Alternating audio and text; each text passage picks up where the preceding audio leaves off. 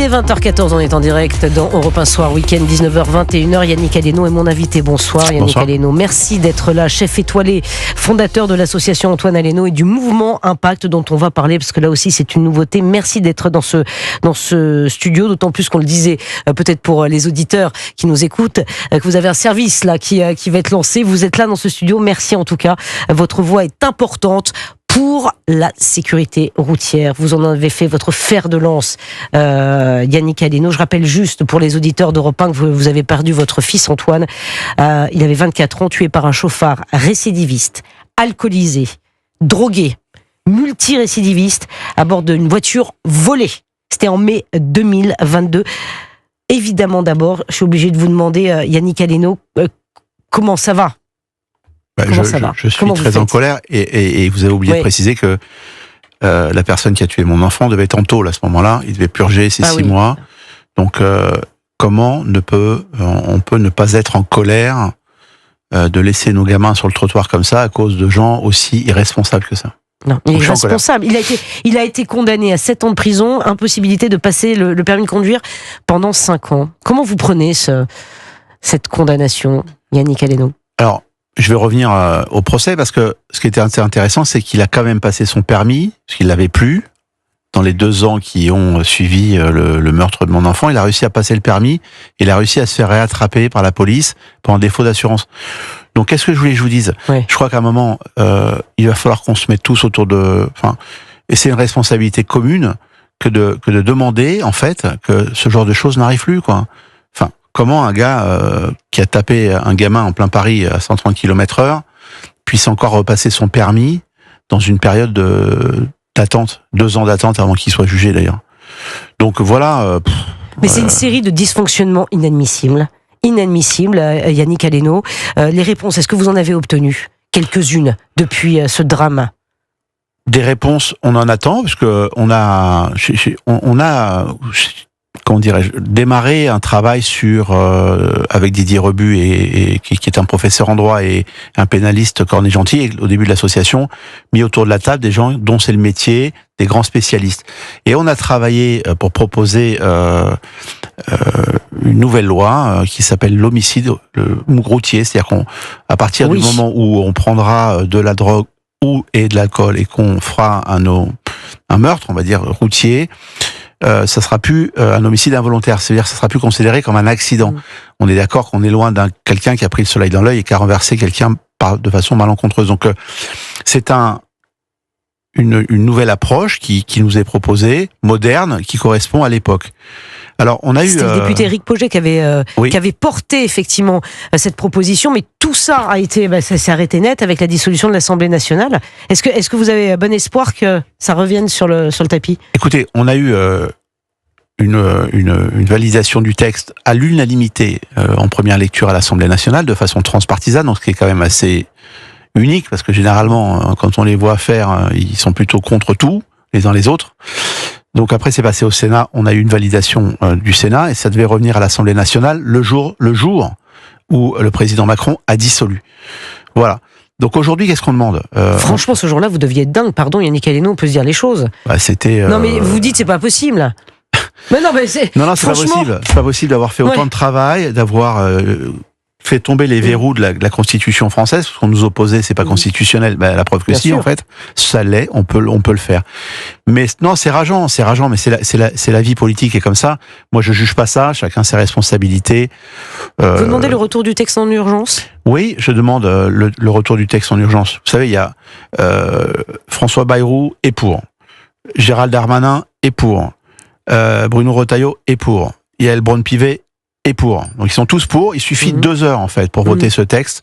Et nous ce qu'on demande c'est que l'application, ou en tout cas la validation de ce texte se fasse rapidement. Pourquoi ? Parce que tous les jours on perd des enfants. Tous les jours, ce soir on va éteindre nos salons, il y a entre 2 ou 3 enfants qui vont partir, qui vont s'éteindre à cause d'un homicide routier. Vous vous rendez compte ce que ça représente ? C'est terrible comme chiffre. Encore le week-end dernier, une gamine qui est morte, elle avait 18 mois. Moi je tiens les comptabilités. Ouais. Je veux dire, c'est effrayant.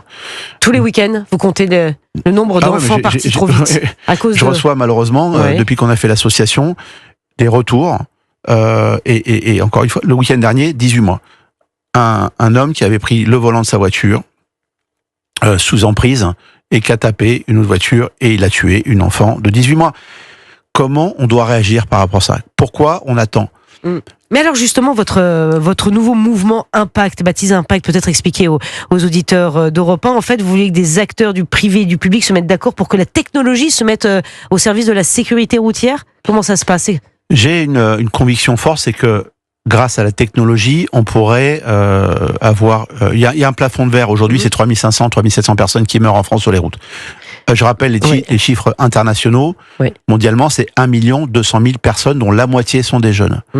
Ça ne descend pas. Et par contre, la courbe de jeunesse qui disparaît augmente-t-elle. Donc, je crois que dans des... D'ailleurs, on a lancé ce mouvement Impact parce que la technologie peut venir au service de la sécurité routière. Ça veut dire quoi? Il faudra souffler pour faire démarrer sa voiture, faire un test salivaire pour voir si on n'a pas consommé. Mais non, mais pourquoi pas? Alors, franchement, je vous dis, moi, Yannick Aleno, moi, je trouve ça génial. C'est ce genre de choses-là. Comme ça, au moins, ça met tout le monde d'accord. Ouais. On a eu l'idée de faire tu sais, il y a le salon Vivatech au mois de juin, et de présenter des startups. On a eu 70 réponses de startups qui ont répondu à l'appel avec des solutions innovantes. Alors vous parlez de ça, c'est très bien.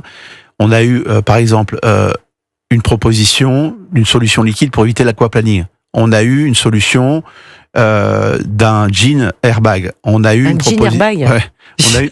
On a eu une proposition d'un algorithme qui est capable, grâce aux ondes de cerveau, de regarder dans quel état est le conducteur.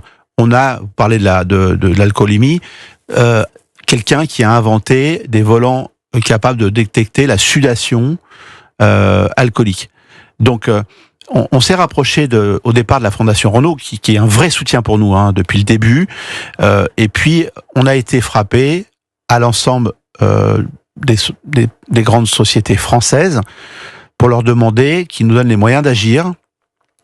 Et on a eu un écho. Et je pense que ce sujet-là, puisqu'il peut concerner tout le monde, et j'en suis malheureusement l'exemple, il faut bien comprendre que nos gamins, avec la mobilité qui est de plus en plus accessible, sont en risque, ce qu'on appelle les fragiles. Oui. D'ailleurs, on a fait un spectacle il y a quelques jours. J'invite les auditeurs à regarder sur YouTube le spectacle Fragile, où là, on met le point sur la fragilité de la vie à travers la mobilité.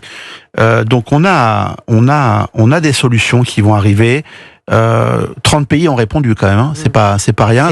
C'est énorme. Ouais, on a beaucoup d'entreprises qui nous suivent aujourd'hui, et je pense que l'ensemble des personnes concernées par la mobilité devraient être avec nous pour ce mouvement Impact. Voilà, c'est un appel que vous lancez peut-être, non? Vous aimeriez qui avec vous? Qui vous aiderait à avancer franchement d'un coup? Bah tiens, c'est marrant que vous me parliez de ça. Non, c'est un appel, Yannick Aleno, sur Europe 1. J'essaye de rentrer en contact avec la RATP, par exemple. Ah, la RATP. Vous voulez qu'on les appelle? On a appelé Anne Hidalgo tout à l'heure. On va trouver le numéro de la RATP qui vous répondent pas. Je sais pas, c'est pas une réponse encore. On n'a pas encore été, mais encore une fois, pour que les jeunes aillent à Vivatech pour voir ce qui s'y passe, ça serait bien que les transports ce jour-là, ces 4 jours-là, soient gratuits, par exemple. Ça serait des supports comme ça, même d'affichage. Anne Hidalgo m'a promis de l'affichage. C'est hyper important. Elle est très impliquée là-dessus, parce que bon, ça râle, évidemment, quand on baisse la vitesse en ville, mais la mortalité en ville avec des réductions de vitesse, c'est impressionnant. Lyon a fait réduire la vitesse à l'hypercentre à 30 km/h. Il y a eu 50% d'accidents en moins. Donc oui, la vitesse est un vecteur très fort d'accidentologie.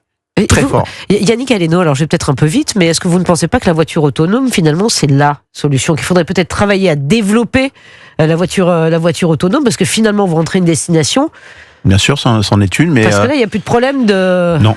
Je suis d'accord. De drogue. Je suis d'accord. Moi, j'ai rencontré Elon Musk, je lui en ai parlé, il m'a dit la même chose, c'est la solution, c'est ça. C'est génial, vous avez rencontré Elon Musk. Dans quelles circonstances racontez aux auditeurs d'Europe 1? J'adore. Des circonstances à l'Élysée dans une remise de médaille d'une personnalité importante. Et c'est vous qui étiez aux commandes de la cuisine, non. quelque part? Non, j'étais invité, mais j'ai été le voir, il m'a répondu exactement ce que vous m'avez dit, mais je lui ai répondu, mais vous croyez, parce que j'y allais pour lui demander de la thune, il en a tellement. Il en a plein, il aurait pu m'en donner un peu. Un peu pour nous aider à... Non, pas du tout. Il vous a rien donné. Non, mais c'est sans blague. Pour nous aider à construire notre mouvement. Attendez, on va appeler Elon Musk. Voilà. Appelez-moi Elon Musk. Non, je plaisante. Faut le tweeter. Faut le tweeter. Non, vous avez raison, on sera plus efficace sur Twitter. Donc, il m'a répondu ce que vous m'avez répondu. Et je lui ai dit, vous croyez que En province, les gens ont demain matin les moyens d'acheter votre voiture. Mais déjà la voiture électrique, vous avez vu le prix que ça coûte, Yannick Aleno, mais qui a les moyens de s'acheter une voiture neuve aujourd'hui? On est en train de parler des 20 prochaines années. La voiture autonome, faut pas rêver, elle sera pas là avant 20 ou 25 ans.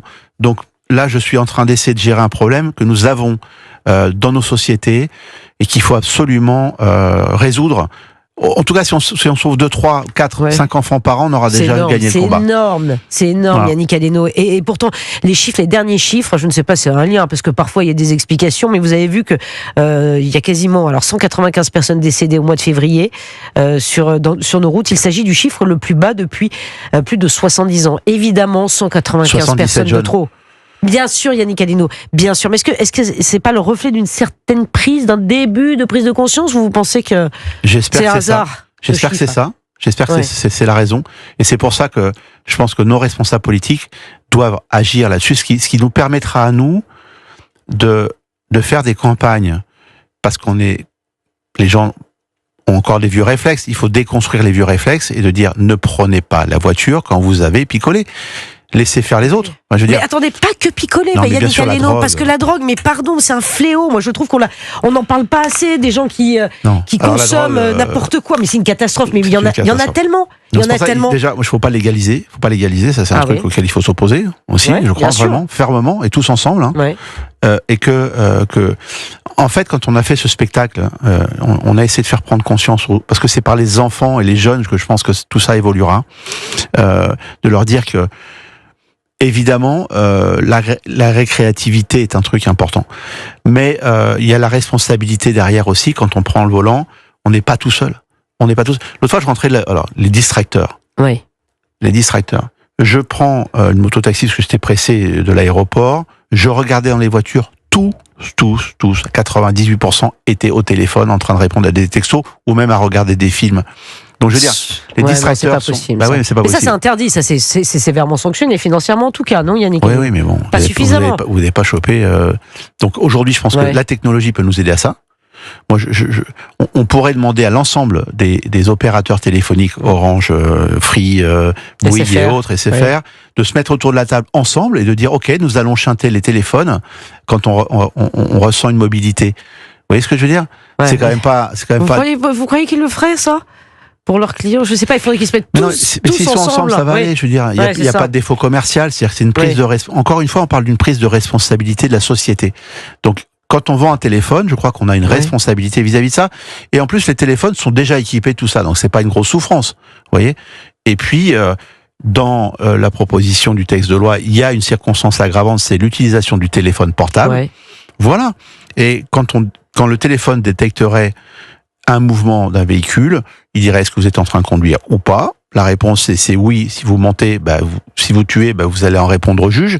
Si vous êtes passager, non. Voilà, c'est des solutions comme ça qui paraissent, c'est des petits trucs, mais qui feront vraiment avancer, je crois, la sécurité routière. Encore une fois, on n'est pas tout seul quand on rentre dans son véhicule ou qu'on monte sur sa moto. Donc faites attention aux gamins qui tournent autour de vos véhicules parce que c'est eux qui morflent. Ouais. Et c'est important, c'est tellement important ce que vous dites, Yannick Aleno. C'est vrai que c'est une fraction de seconde en fait. Une fraction de seconde.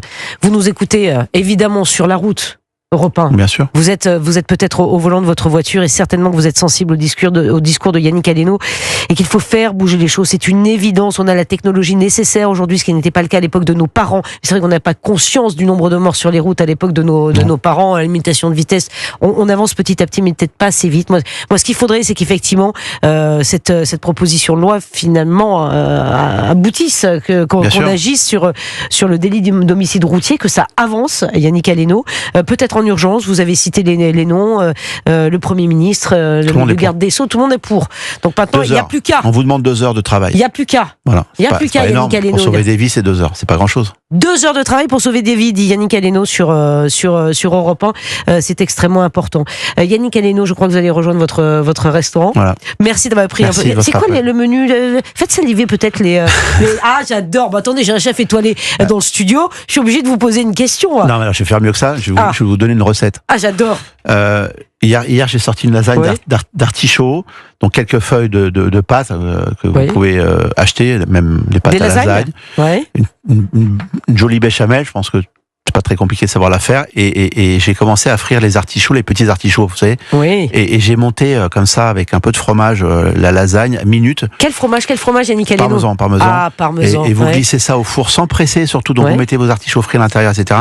Les petits artichauts frits pour la texture sur le dessus, et un peu de petits morceaux de citron, et vous allez vous régaler. Ah, c'est génial. Merci infiniment. Merci Yannick Aleno d'être venu dans le studio d'Europe 1 ce soir.